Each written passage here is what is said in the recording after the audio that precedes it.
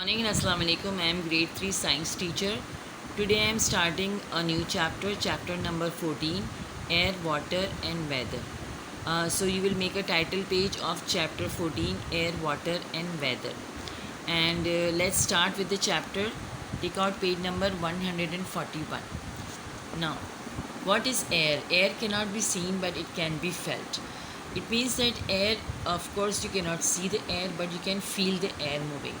And the air does not have a fixed shape, but if you put the air somewhere, like if you fill the balloon with air, you can see the shape of the air.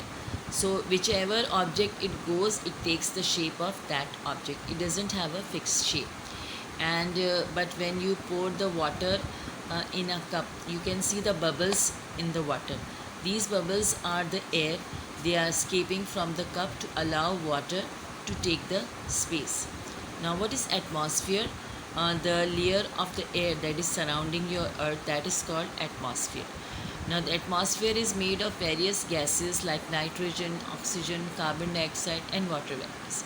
And as we go higher, the air is less and oxygen is less. So if you have to climb a mountain, you have to take oxygen cylinders along. And while if you go in space, there is none space at all. You have to take an oxygen cylinder along with you. Now let's talk about the wind. What is wind? Wind is as it goes, it rises up, it becomes warm, and then cool air takes its place. Now if the wind is blowing and it is light and gentle wind, it is called a breeze. But if the wind is very strong, we call it gale. And the stormy winds are the very fast winds, and they can cause a lot of damages. Now what is pollution? There are three types of pollution: air pollution, water pollution and land pollution. Let's discuss the air pollution. Now we need a clean air to breathe, and if the air is very impure or dirty, it will affect your health.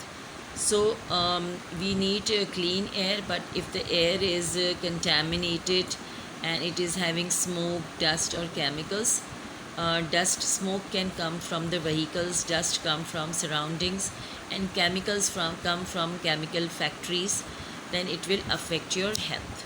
Now turn your page number 142. Now air pollution can be controlled. It can be prevented by various measures. And what are these?